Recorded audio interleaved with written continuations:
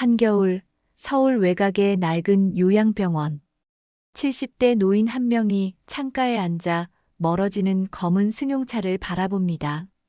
방금 전까지 그 차에는 자신의 외아들이 타고 있었습니다. 병원 사람들은 그를 단순한 무연고 노인으로 압니다. 말수가 적고 항상 낡은 점퍼를 입고 다니는 조용한 할아버지. 하지만 아무도 몰랐습니다.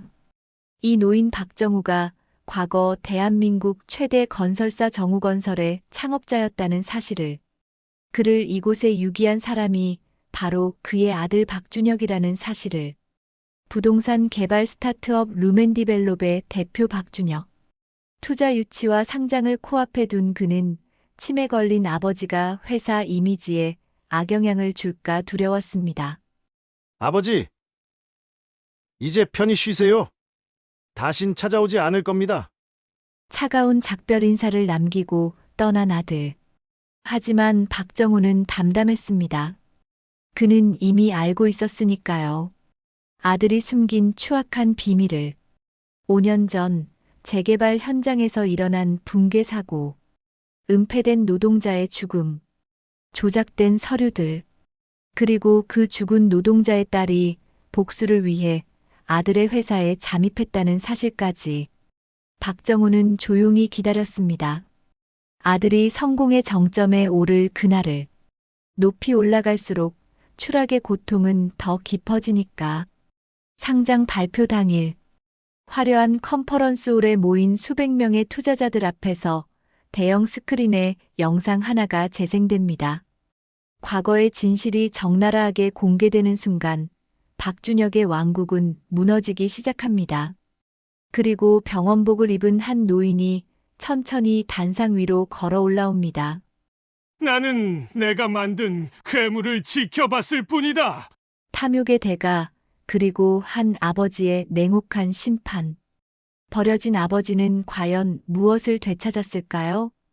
이어지는 반전 스토리가 궁금하시면 구독과 좋아요 한번 눌러주세요. 여러분의 응원이 절 힘나게 합니다. 한 번뿐인 인생. 오늘의 이야기 시작할게요. 서울에서 2시간 거리의 산골 요양병원. 새벽 안개가 채 거치지 않은 주차장에 최신형 벤츠 한 대가 엔진 소리를 내며 들어섰다. 조수석 문이 열리고 70대 중반으로 보이는 노인이 천천히 내렸다. 박정우였다. 자, 도착했습니다. 운전석에서 내린 40대 남성이 트렁크에서 낡은 여행 가방 하나를 꺼내 바닥에 던지듯 내려놓았다. 박정우의 외아들, 박준혁이었다. 준혁아, 박정우가 아들을 부르려 하자 박준혁이 손을 저으며 말을 끊었다. 말씀 마세요. 이미 결정된 일입니다. 저도 회사 일로 정신없어요. 박준혁은 아버지를 돌아보지도 않은 채 요양병원 현관으로 성큼성큼 걸어갔다. 박정우는 묵묵히 그 뒤를 따랐다. 접수 데스크에서 중년 여성이 서류를 내밀었다. 보호자 성함과 서명 부탁드립니다. 박준혁이 서류를 빠르게 훑어보더니 주저없이 사인을 했다. 입소 동의서, 재산관리 위임서, 면회 제한 동의서. 마지막 장까지 기계적으로 서명하는 아들을 보며 박정우는 입술을 꾹 깨물었다. 아버지, 여기서 편히 쉬세요. 저는 당분간 바빠서 못 올 겁니다. 언제쯤 오려느냐? 글쎄요. 상장 준비 끝나면 아마 내년쯤? 내년. 1년이 넘는 시간이었다. 박정우는 고개를 끄덕였다. 그래, 알았다. 그럼 전 가보겠습니다. 박준혁은 그 말을 끝으로 돌아섰다. 현관을 나서는 아들의 뒷모습을 보며 박정우는 속으로 중얼거렸다. 그래, 가거라. 내가 쌓아올린 그 성이 무너지는 걸 보게 될 날이 머지않았으니.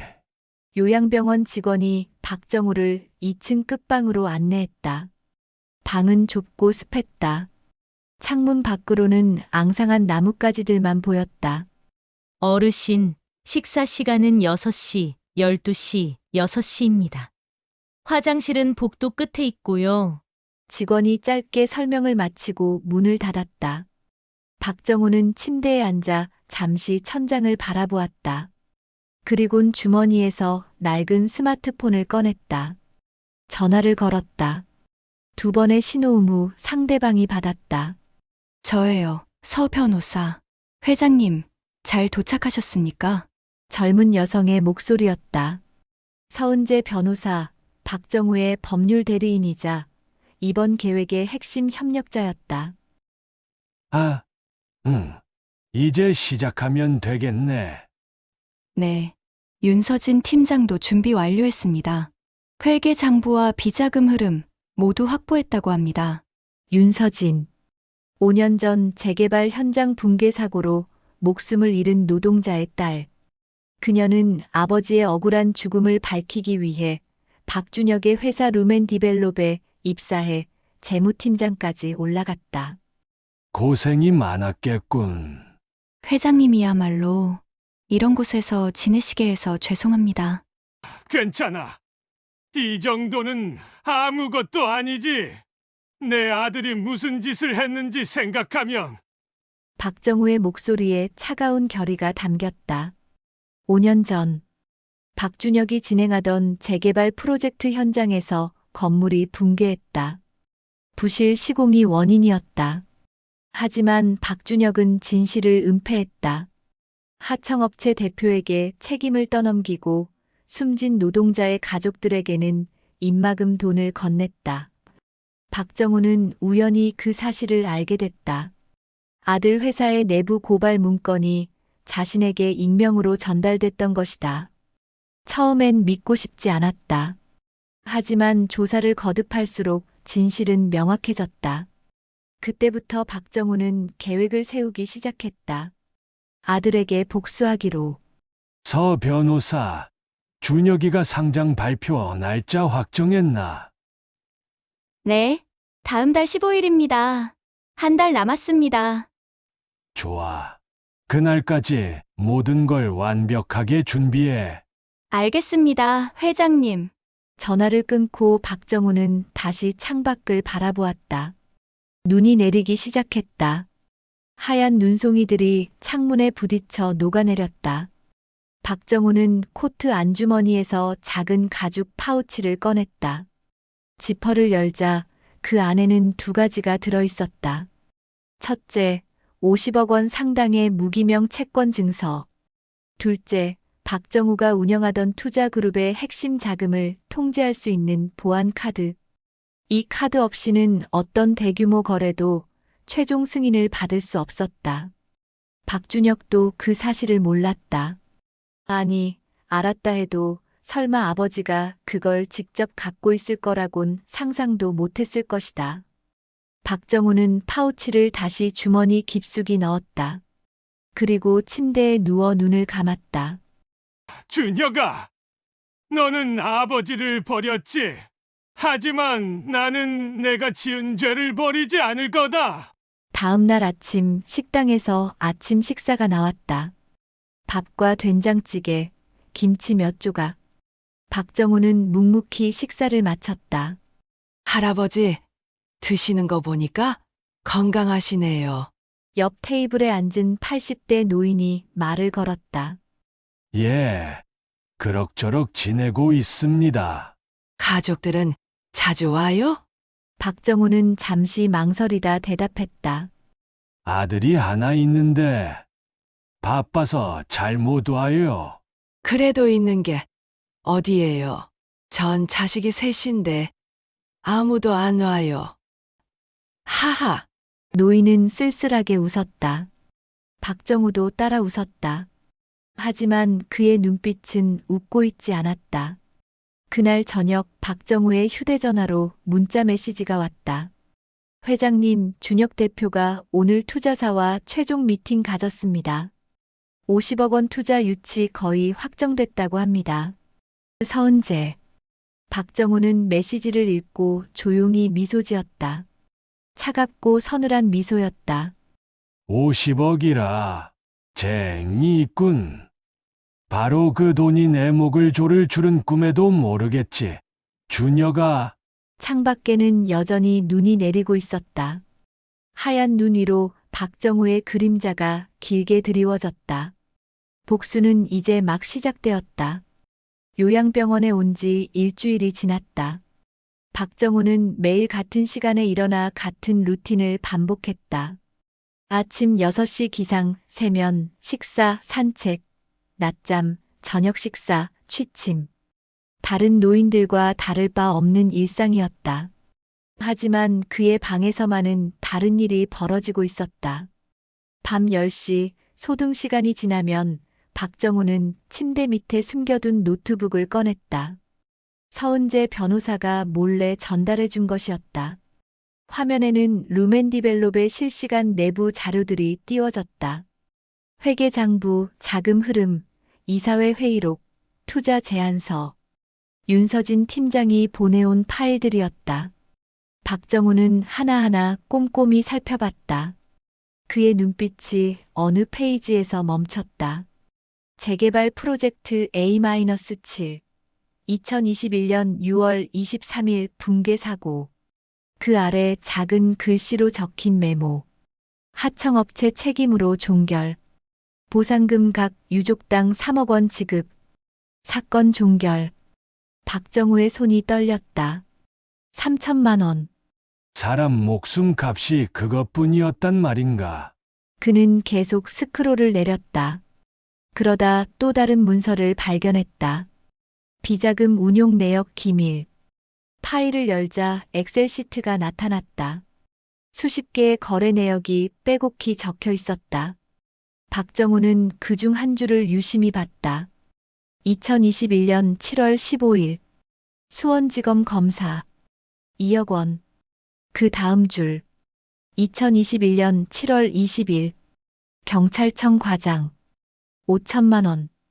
2021년 8월 3일 언론사 기자 3천만 원. 박정우는 노트북을 덮고 깊은 한숨을 내쉬었다. 아들이 진실을 덮기 위해 얼마나 많은 사람들을 매수했는지 이제야 정확히 알게 됐다. 준혁아, 너는 정말 돌이킬 수 없는 선을 넘었구나. 다음 날 오전 박정우는 산책을 나갔다. 요양병원 뒤편 작은 정원에는 벤치 몇 개가 놓여 있었다. 그는 그곳에 앉아 휴대전화를 꺼냈다. 서은재에게 전화를 걸었다. 회장님, 서 변호사, 어제 보내준 자료 다 봤네. 생각보다 심각하더군. 네. 윤 팀장이 5년 동안 모은 겁니다. 검찰에 넘기면 바로 구속 수사감입니다. 아직은 때가 아니야. 준혁이가 가장 높은 곳에 올라갔을 때 떨어뜨려야지. 상장 발표 날 말씀이시죠? 그래. 그날 모든 걸 공개한다. 언론, 투자자, 금융당국 모두가 보는 앞에서 전화 너머로 서은재의 긴장된 숨소리가 들렸다. 회장님, 그래도 아드님인데 정말 괜찮으시겠습니까? 박정우는 잠시 말이 없었다. 바람에 나뭇잎이 흔들리는 소리만 들렸다. 괜찮을 리 없지. 하지만 해야 해. 그 죽은 노동자도 누군가의 아버지였어. 내 아들이 저지른 죄를 내가 덮어준다면 난 그 아버지에게 어떻게 고개를 들겠나. 알겠습니다. 전화를 끊고 박정우는 하늘을 올려다봤다. 겨울 하늘은 차갑고 푸르렀다. 그때 누군가 옆에 다가와 앉았다. 돌아보니 일주일 전 식당에서 봤던 80대 노인이었다. 할아버지, 혼자 계시네요. 예, 바람 좀 쐬고 있습니다. 저도요. 방에만 있으면 답답해서. 두 사람은 잠시 말없이 앉아 있었다. 노인이 먼저 입을 열었다. 할아버지는 뭐 하시다 여기 오셨어요? 건설업을 했습니다. 아, 그래요? 저는 평생 공장에서 일했어요. 근데 자식들이 다들 성공했다고 절 이런 데 보내놨네요. 하하, 노인은 쓴웃음을 지었다. 자식들 자주 와요. 아니요. 명절에나 한 번씩, 그것도 30분 있다 가요. 뭐 바쁘니까 이해는 합니다만. 박정우는 노인의 얼굴을 봤다. 주름진 얼굴, 흐린 눈동자. 자신의 미래 모습 같았다. 저도 비슷합니다. 아들이 바빠서 잘 못 와요. 자식 키우느라 평생을 바쳤는데 말이죠. 참 씁쓸해요. 두 사람은 다시 침묵했다. 하지만 이번엔 서로를 이해하는 침묵이었다. 한편 그 시각, 서울 강남의 루멘디벨롭 본사. 박준혁은 20층 회장실에서 투자 계약서를 검토하고 있었다. 그의 책상 위에는 상장 준비 TF팀 최종 보고서라는 제목의 파일이 놓여 있었다. 대표님, 투자사에서 최종 확인 연락 왔습니다. 비서가 들어와 말했다. 좋아. 50억 원 투자 유치 확정됐나? 네, 다음 주 월요일 입금 예정입니다. 박준혁은 의자에 깊이 기대며 만족스러운 표정을 지었다. 드디어 되는구나. 이 돈으로 마지막 프로젝트 마무리하고 상장하면 그의 휴대전화가 울렸다. 아내 정유라였다. 여보, 저녁 약속 있다며? 몇 시에 와? 7시쯤 갈게. 오늘 좋은 소식 있어. 오, 뭔데? 투자 유치 확정됐어. 50억. 대박, 그럼 오늘 비싼 레스토랑 가자? 내가 예약할게. 박준혁은 웃으며 전화를 끊었다. 그리곤 창밖을 내다봤다. 서울 시내가 한눈에 들어왔다. 이제 시작이야. 상장만 하면 나는 완전히 다른 레벨로 올라가는 거야. 하지만 그는 몰랐다. 자신이 올라갈수록 아버지가 준비한 덫은 더욱 단단해지고 있다는 것을. 같은 날 저녁, 루멘디벨롭 재무팀. 윤서진 팀장은 퇴근 시간이 지났는데도 사무실에 남아 있었다. 컴퓨터 화면에는 회사 내부 서버 접속 기록이 떠 있었다. 그녀는 USB를 꽂고 파일을 복사하기 시작했다. 5년 전 붕괴 사고 관련 모든 내부 문서, 이메일, 녹음 파일. 파일 전송이 완료되자 윤서진은 USB를 뽑아 가방에 넣었다. 그리고 책상 서랍에서 낡은 사진 한 장을 꺼냈다. 사진 속에는 50대 남성이 웃고 있었다. 그녀의 아버지였다. 5년 전 그날 현장에서 숨진. 아빠, 조금만 더 기다려. 곧 진실을 밝혀줄게. 윤서진은 사진을 다시 넣고 자리에서 일어났다. 사무실을 나서며 그녀는 박준혁의 회장실 쪽을 한번 쳐다봤다. 박준혁, 당신이 저지른 죄 반드시 대가를 치르게 할 거예요. 밤 11시 요양병원 박정우의 방. 노트북 화면에 새로운 메시지가 떴다. 회장님, 모든 증거 확보 완료했습니다. 상장 발표일에 공개할 준비 끝났습니다. 윤서진. 박정우는 메시지를 읽고 답장을 보냈다. 수고했네. 이제 한 달만 더 참자. 정의는 반드시 실현된다. 메시지를 보내고 박정우는 창밖을 봤다. 요양병원 마당에 가로등 불빛이 외롭게 켜져 있었다. 준혁아, 너는 아버지가 여기서 조용히 늙어가고 있다고 생각하겠지. 하지만 아버지는 지금 내 왕국을 무너뜨릴 준비를 하고 있단다. 박정우는 노트북을 끄고 침대에 누웠다. 하지만 쉽게 잠이 오지 않았다. 그의 머릿속엔 어린 준혁의 모습이 떠올랐다. 초등학교 입학식 날 아버지 손을 꼭 잡고 웃던 아들. 대학 졸업식 날 아빠 덕분에 여기까지 왔어요라며 고마워하던 아들. 그때 그 아이는 어디로 간 걸까? 박정우는 눈을 감았다. 하지만 그의 결심은 흔들리지 않았다. 복수는 계속되어야 했다. 정의를 위해서. 2주가 더 흘렀다. 루멘디벨롭의 상장 발표일이 2주 앞으로 다가왔다. 서울 도심은 그 소식으로 들썩였다. 경제신문마다 박준혁의 인터뷰가 실렸다. 30대에 시작해 40대에 상장. 젊은 혁신가의 성공 스토리. 부동산 개발의 새로운 패러다임을 제시하다. 박준혁 대표 올해의 경영인 후보로 급부상. 박준혁의 사무실은 축하 화환으로 가득 찼다. 투자자들, 협력업체들, 정치인들까지 앞다퉈 연락을 보냈다. 대표님, 오늘만 인터뷰 요청이 10억 원 들어왔습니다. 비서가 스케줄표를 보여줬다. 다 받아. 지금이 홍보할 최고의 타이밍이야. 박준혁은 자신감에 넘쳐 있었다. 그의 책상 위에는 증권사에서 보내온 예상 상장가 시뮬레이션 보고서가 놓여 있었다. 시가총액 3천억 원 예상. 박준혁 대표 보유 지분 65%, 약 1,950억 원 상당. 박준혁은 숫자를 보며 흥분을 감추지 못했다. 드디어 해냈어.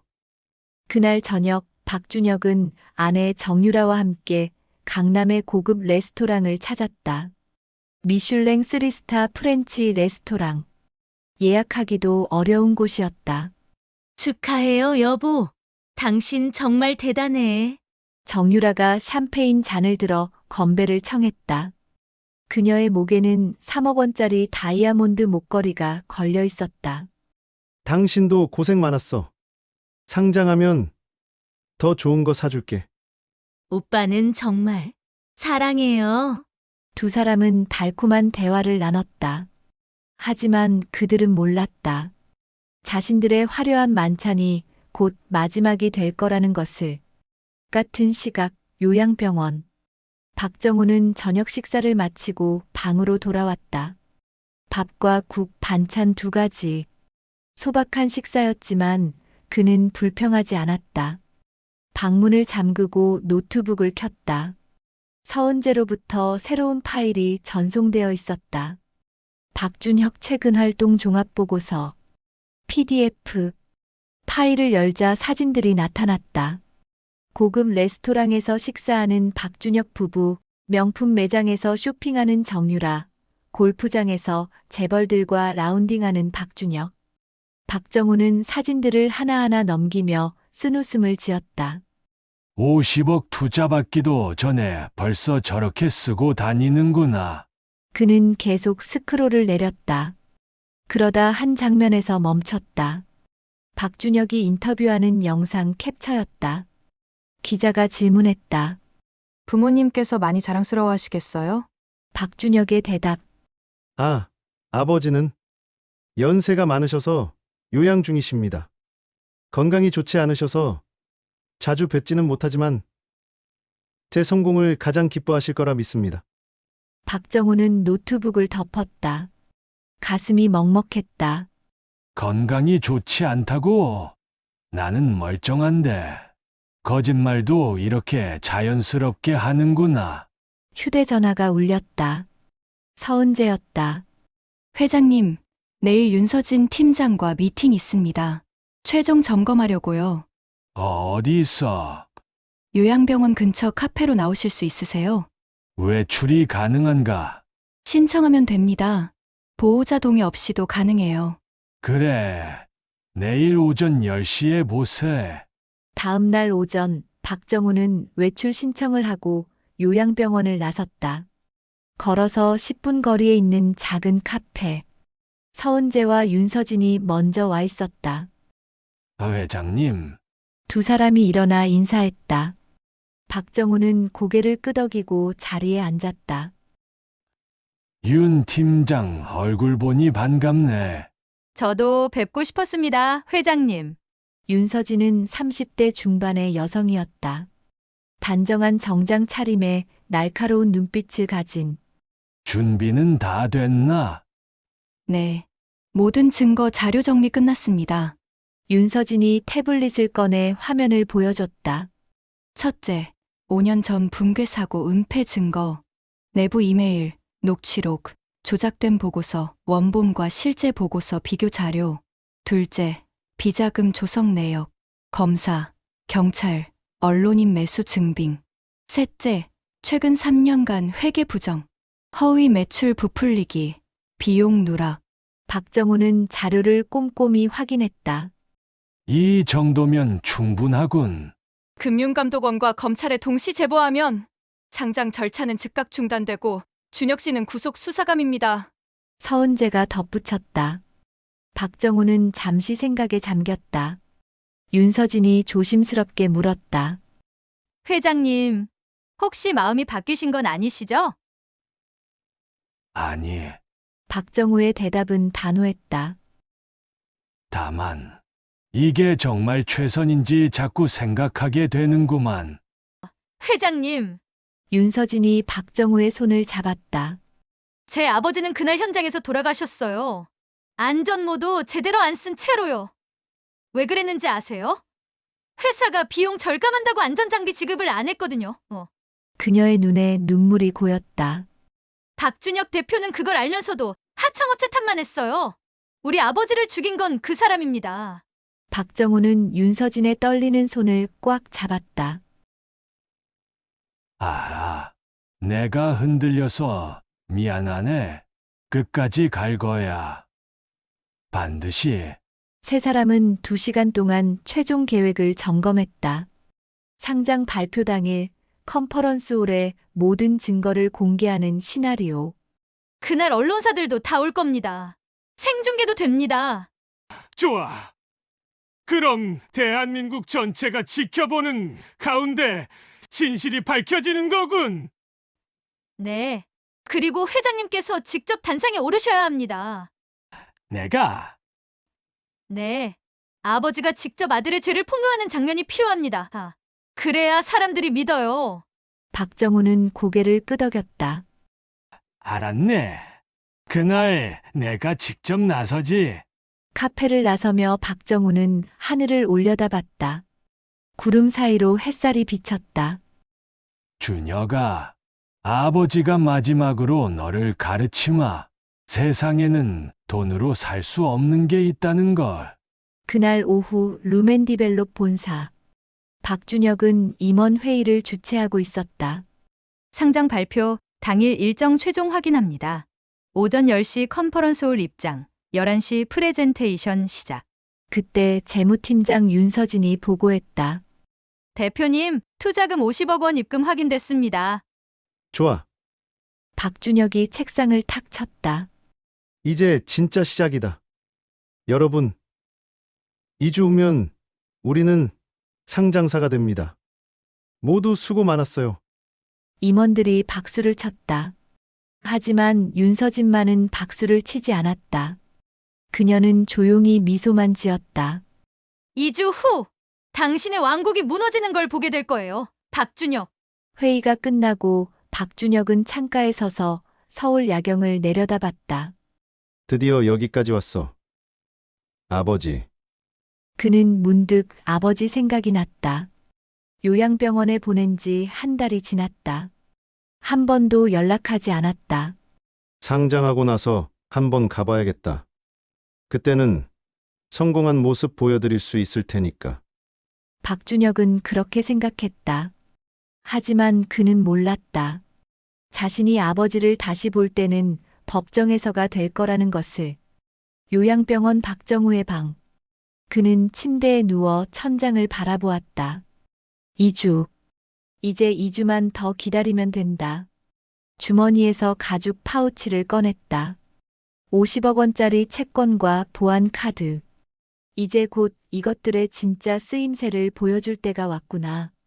박정우는 파우치를 가슴에 품고 눈을 감았다. 복수의 날이 다가오고 있었다. 상장 발표일. 서울 강남의 대형 컨퍼런스홀은 이른 아침부터 사람들로 붐볐다. 투자자, 언론사 기자, 증권사 관계자, 협력업체 대표들. 500명이 넘는 인파가 몰려들었다. 홀 입구에는 거대한 현수막이 걸려 있었다. 루멘디벨롭 코스닥 상장 기념 IR 프레젠테이션. 무대 위에는 최신형 LED 스크린이 설치되어 있었고 연단에는 루멘디벨롭 로고가 새겨진 연단이 놓여 있었다. 오전 9시 박준혁이 도착했다. 맞춤 제작한 이탈리아산 수트를 입고 명품 시계를 찬 그의 모습은 완벽했다. 아내 정유라도 화려한 드레스를 입고 함께 입장했다. 대표님, 축하드립니다. 오늘 대박 나실 거예요. 사람들이 앞다퉈 축하 인사를 건넸다. 박준혁은 자신감 넘치는 미소로 화답했다. 감사합니다. 오늘 좋은 발표 준비했으니 기대해 주세요. 대기실로 들어간 박준혁은 마지막으로 발표 자료를 점검했다. 완벽했다. 실적, 전망, 비전. 모든 것이. 여보, 떨려요? 정유라가 물었다. 아니, 오히려 기대돼. 오늘 이후로 우리 인생은 완전히 달라질 거야. 오전 10시 30분. 홀이 가득 찼다. 무대 뒤편에서 사회자가 마이크를 잡았다. 잠시 후 무맨디벨롭 박준혁 대표의 프레젠테이션이 시작됩니다. 여러분의 많은 관심 부탁드립니다. 박준혁은 심호흡을 하고 무대로 걸어나갔다. 조명이 그를 비췄다. 박수 소리가 터져 나왔다. 안녕하십니까? 루멘디벨롭 대표 박준혁입니다. 그의 목소리는 안정적이었다. 프레젠테이션이 시작됐다. 저희 루멘디벨롭은 지난 10년간 혁신적인 부동산 개발 모델을 순조로웠다. 청중들은 집중해서 듣고 있었다. 기자들은 메모를 하고 투자자들은 고개를 끄덕였다. 15분이 흘렀다. 그리고 이번 상장을 통해 확보한 자금으로 바로 그때였다. 갑자기 무대 LED 스크린이 깜빡이더니 화면이 바뀌었다. 박준혁의 프레젠테이션 자료가 사라지고 대신 검은 화면이 나타났다. 그리고 흰 글씨가 떠올랐다. 진실의 시간. 박준혁이 당황해서 뒤를 돌아봤다. 이게 무슨 조작실에 신호를 보냈지만 소용없었다. 화면은 계속 진행됐다. 그리고 다음 장면. 5년 전 붕괴 사고 현장 사진이 나타났다. 무너진 건물, 깔린 노동자들, 피로 얼룩진 현장. 홀이 술렁이기 시작했다. 저건 뭐지? 무슨 사고 현장인가? 박준혁의 얼굴이 하얗게 질렸다. 화면은 계속 이어졌다. 사고 보고서가 나타났다. 하나는 조작된 버전, 하나는 실제 버전. 두 문서의 차이점이 붉은 글씨로 표시되어 있었다. 원인 하청업체 부실 시공 조작본. 원인 안전 장비 미지급 및 관리 소홀 실제. 그리고 음성 파일이 재생되기 시작했다. 박준혁의 목소리였다. 이 사고 절대 외부에 세면 안 돼. 하청업체 탓으로 돌리고 유족들한테는 돈으로 입막아. 검사랑 경찰 라인은 내가 처리할게. 얼마든지 쓸 테니까 확실하게 묻어버려. 홀이 술렁임을 넘어 소란스러워졌다. 박준혁은 연단을 붙잡고 서 있었다. 다리가 풀렸다. 저건 조작입니다. 누군가 저를 하지만 그의 변명은 계속되는 증거 앞에서 무력했다. 비자금 계좌 내역이 나타났다. 검사, 경찰, 기자들에게 보낸 뇌물 기록. 날짜, 금액, 이름까지 모두 적나라하게. 기자들이 카메라를 들고 사진을 찍기 시작했다. 투자자들은 자리에서 일어나 나가기 시작했다. 이게 대체 무슨 사기 아냐? 당장 계약 취소해. 그때 홀 뒷문이 열렸다. 박정우가 들어왔다. 요양병원 환자복이 아닌 깔끔한 정장 차림이었다. 서은재 변호사가 그의 옆을 지키며 함께 걸었다. 박정우는 천천히 하지만 당당하게 중앙 통로를 걸어 무대로 향했다. 사람들이 웅성거렸다. 저분이 누구야? 박준혁 대표 아버지 아냐? 요양원에 계신다고 하던데. 박준혁은 무대 위에서 아버지를 봤다. 순간 모든 것을 이해했다. 아버지! 박정우가 무대 계단을 올라왔다. 박준혁은 그 자리에 얼어붙었다. 준혁아! 박정우의 목소리는 차갑고 단호했다. 나는 내가 만든 괴물을 한 달 동안 지켜봤다. 요양원 창문 너머로 노트북 화면 속에서 박정우가 주머니에서 가죽 파우치를 꺼냈다. 내가 찾던 50억짜리 보안 카드 여기 있다. 하지만 이제 이건 내 것이 아니야. 박준혁이 비틀거리며 손을 뻗었다. 아버지, 제발, 오해예요. 제 말 좀. 왜 박정우가 냉소를 지었다. 5년 전 붕괴 사고로 죽은 노동자, 그 사람도 누군가의 아버지였어. 내가 입을 막으려고 돈을 던진 그 유족들, 그들의 고통은 오해였나? 홀이 정적에 휩싸였다. 모든 카메라가 두 사람을 향했다. 바로 그때 홀 정문이 다시 열렸다. 검은 정장을 입은 검찰 수사관들이 들어왔다. 뒤이어 금융감독원 직원들도 함께였다. 박준혁 씨, 특정경제범죄가중처벌법 위반 및 업무상과 실치사 혐의로 긴급 체포합니다. 수사관이 수갑을 꺼냈다. 박준혁이 무릎을 꿇었다. 안 돼. 이럴 수 없어. 정유라가 무대로 뛰어 올라왔다. 이건 아니잖아요. 당신들 뭐 하는 거예요? 하지만 그녀에게도 수사관이 다가왔다. 정유라 씨, 범죄 수익은닉 방조 및 증거인멸 혐의로 동행해 주시기 바랍니다. 뭐라고요? 정유라의 명품 가방에서 쏟아져 나온 것은 해외 계좌 이체 내역서였다. 비자금을 빼돌리려던 증거였다. 무대는 순식간에 아수라장이 됐다. 박준혁은 아버지를 올려다봤다. 아버지, 왜 이러세요? 박정우는 아들을 내려다보며 마지막 말을 남겼다. 준혁아, 너는 성공을 위해 사람의 도리를 버렸다. 나는 오늘 아버지로서 마지막 도리를 다하는 것뿐이다. 수갑이 박준혁의 손목에 채워졌다. 플래시가 터졌다. 기자들이 앞다퉈 질문을 쏟아냈다. 박정우 회장님, 왜 이제야 고발하셨습니까? 아들을 직접 고발한 심정이 어떠십니까? 박정우는 대답하지 않았다. 그는 천천히 무대를 내려와 홀을 빠져나갔다. 뒤에서 박준혁의 울부짖는 소리가 들렸다. 아버지. 하지만 박정우는 돌아보지 않았다. 홀 밖으로 나온 박정우는 겨울 햇살을 받으며 멈춰섰다. 서은재가 다가와 물었다. 회장님, 괜찮으세요? 박정우는 고개를 끄덕였다. 하지만 그의 눈가는 촉촉했다. 괜찮아. 이제 끝났어. 하늘을 올려다봤다. 구름 한 점 없이 맑았다. 무너진 것은 아들의 왕국이었지만 동시에 아버지의 마음이기도 했다. 3개월 후 서울중앙지방법원 대법정.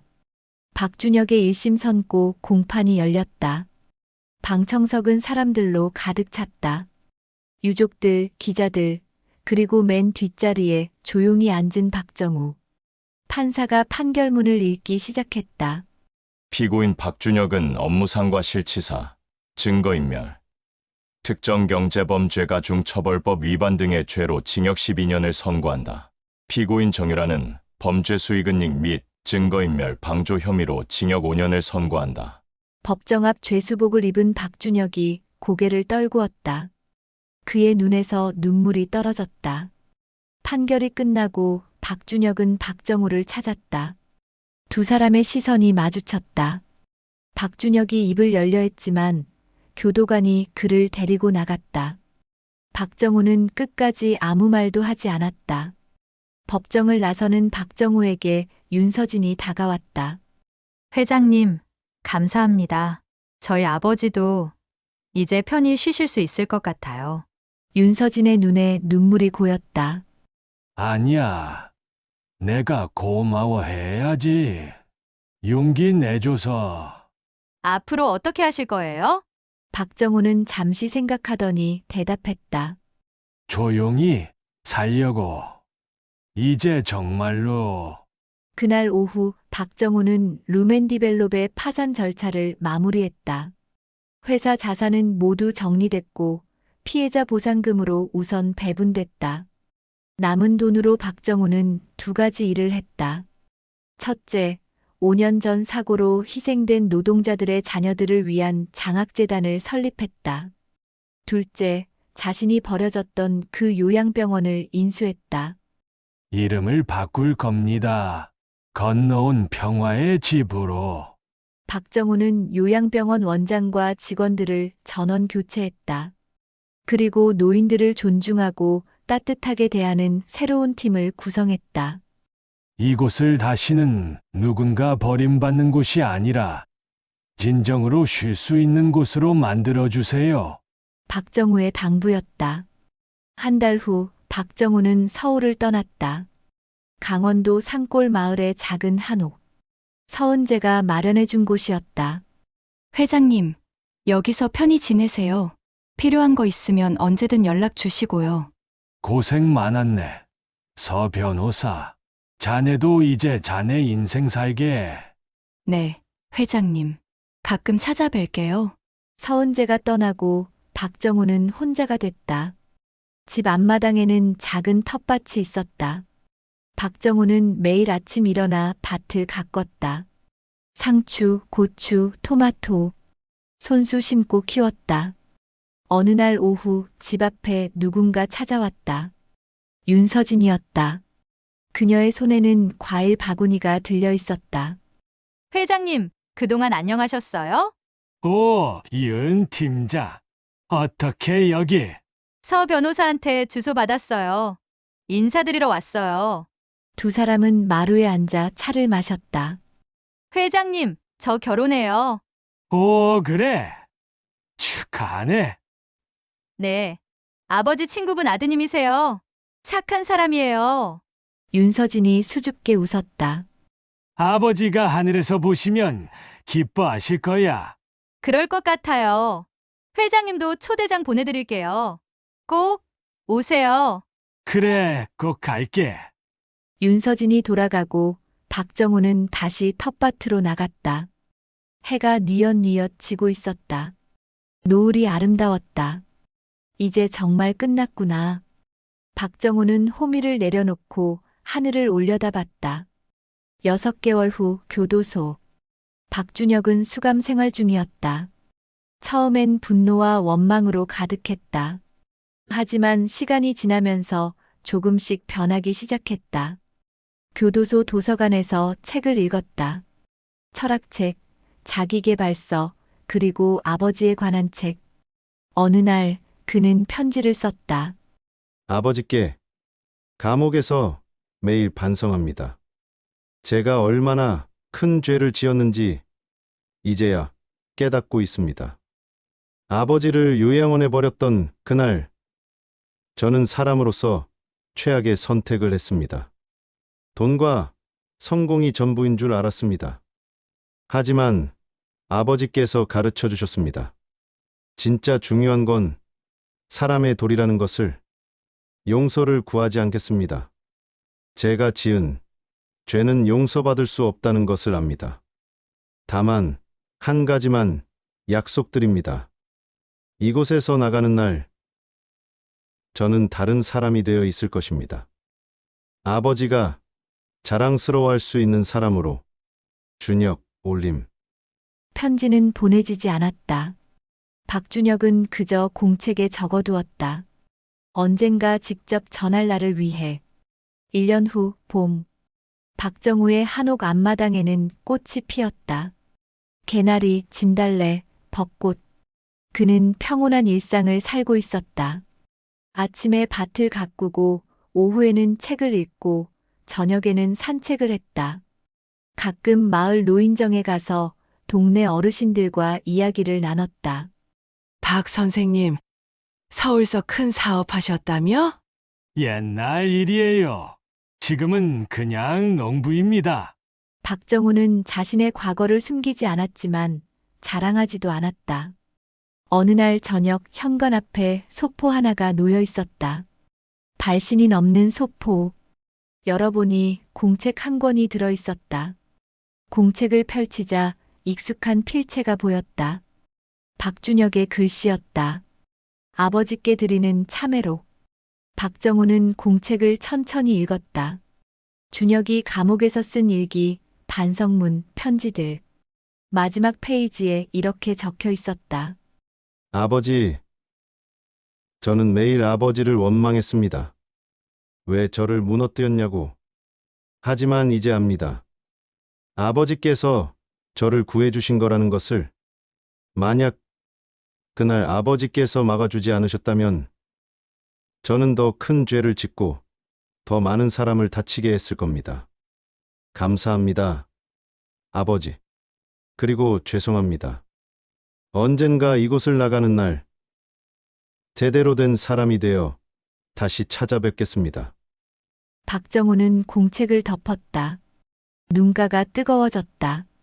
그는 펜을 꺼내 편지지에 답장을 썼다.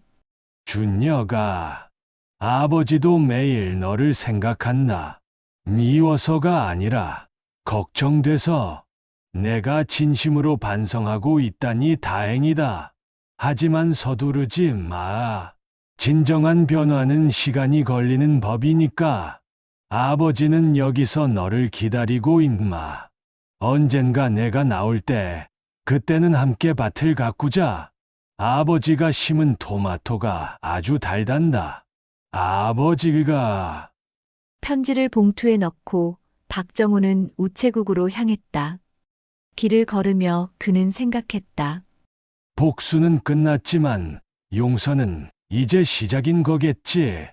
그날 밤 박정우는 마루에 앉아 별을 봤다. 50억 원 회사 명예.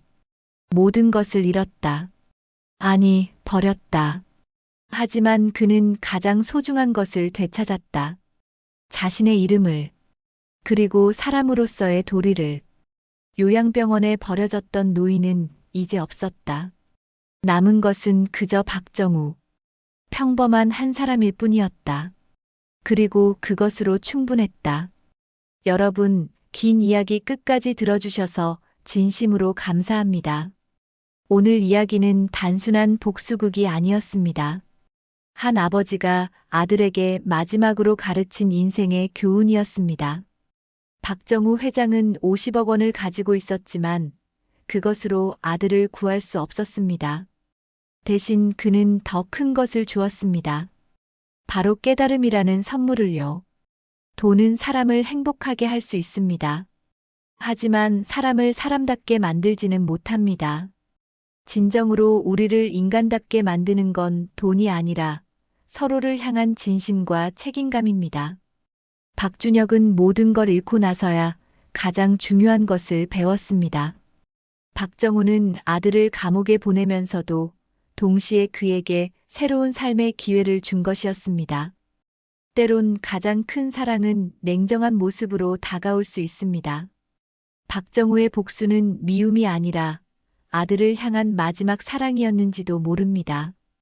여러분의 인생에도 지금 힘든 순간이 있을 수 있습니다. 누군가에게 버림받았다고 느낄 수도 있고 반대로 누군가를 저버렸다는 죄책감에 시달릴 수도 있습니다. 하지만 기억하세요. 진정한 용서와 화해는 언제나 가능합니다. 늦었다고 생각할 때가 가장 빠를 때입니다. 부모님께 오랫동안 연락하지 못하셨다면 오늘 전화 한 통 드려보세요. 자식에게 서운한 마음이 있으시다면 먼저 손을 내밀어 보세요. 누군가에게 미안한 마음이 있다면 용기 내어 사과해 보세요. 우리에게 주어진 시간은 유한합니다. 하지만 사랑과 용서는 무한합니다. 오늘 이야기가 여러분의 마음에 작은 울림이라도 남기길 바랍니다. 한 번뿐인 인생 채널을 구독해 주시고 좋아요 버튼도 꼭 눌러주세요. 여러분의 소중한 댓글 하나하나가 저에게 큰 힘이 됩니다. 다음에도 더 좋은 이야기로 찾아뵙겠습니다. 건강하시고 사랑하는 사람들과 행복한 시간 보내시길 진심으로 기원합니다. 감사합니다.